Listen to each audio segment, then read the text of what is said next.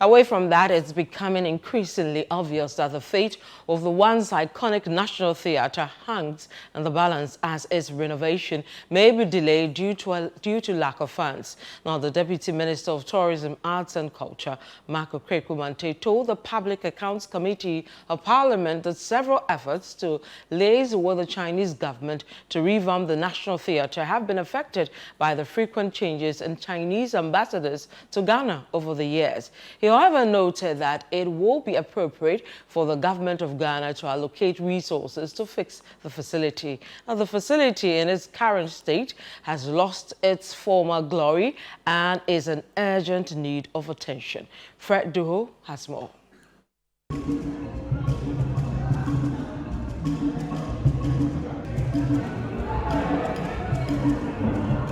Sounds of drums echo as young men and women rehearse ahead of a crucial play in this building.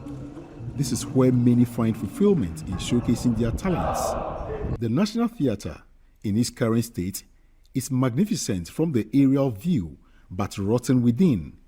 Air conditioners in the main auditorium are not working. Some seats are damaged, and patrons have to sometimes provide external power backups to use the facility. Nothing has changed since my last report on this facility last year. Workers raised concerns and issued warnings to the board members and management in their most recent demonstrations. Workers' demands may have been partly resolved, but repairs to the facility are far beyond mere demands. The National Theatre, built in 1992 to spearhead the theatre movement in Ghana, provides a needed multifunctional venue for concerts, dance, drama, musical performances, screenplays, exhibitions, and special events. The theatre, a building with a complex structure, has a total area of 11,900 square meters and cost $20 million. Na Ashoko, a TV presenter and producer, once worked here. Prior to working actively as a creative arts person or performing arts person at National Theatre, I worked here at the National Theatre as an usher between 2016 to 2006 to 2010 when I was a student at GIJ. And so I saw the National Theatre when it was first refurbished or renovated. It was one of the most beautiful places to come to, as a young lady at that time. Fast forward, getting into the creative arts space, working here at the National Theatre, I'd say that things are not like they used to be. Her passion for the arts is the reason she keeps coming. This National Theatre is the best building in the country for any theatre performance. It's got the pit, it's got the curtains, it's got the space, the acoustics, it's got a good stage.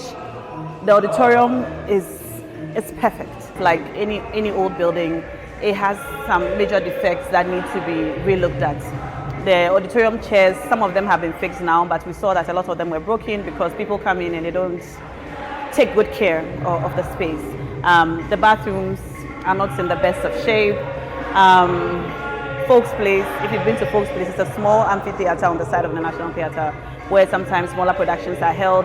It's not in the best shape right now. Despite the state of the facility, it costs about 10,000 Ghana cedis to rent the main auditorium and about 3,000 Ghana cedis for other spaces within the facility.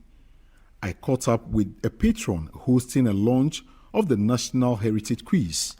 We chose the National Theatre for the launch because we are talking about national. With the national in quote, we're looking at where everybody is part of it.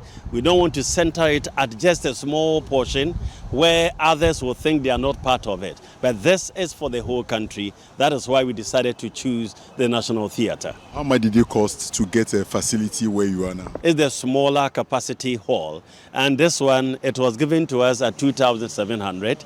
We have to go in for our own chairs, our own sound. Even the decoration, we had to pay for it. For Nashoko, the government must prioritize the refurbishment of the National Theatre to bolster confidence in the sector. Where the money should come from, whether we need a loan or we need a grant or we need private sector to want to invest, I just know that we need to fix the space. We shouldn't wait until it's totally, in a shape that will require major work. It already requires major work. But if we don't fix it now, a time will come when we will probably need so much more than we need now to fix it. And Answering questions at the Public Accounts Committee in Parliament, the Deputy Tourism Minister, Marco Kumante, revealed that the renovation of the National Theatre hinges on the Chinese government, and the frequent changes in its envoy to Ghana remain a challenge. Originally, we wanted to get support from the Chinese government because they built the National Theatre for us, especially to do with technology. It's been so many years, and so some of the technology there are outmoded, and getting them from other countries was also difficult. And so it's been back and forth because they keep changing the ambassador and all of that. So we are still pursuing with the Chinese embassy. But if Ghana government would also help, I think it will be prudent. The National Theatre has lost its glory, but for lovers of art, music and drama, they have no choice than to still make do with what they have. This particular facility was constructed in 1990 to 1992. It took 2 years to construct this entire facility, but today it is taking forever for it to be renovated. We understand this was a gift from the Chinese government to the people of Ghana, and as we speak, the entire facility is in a sorry state.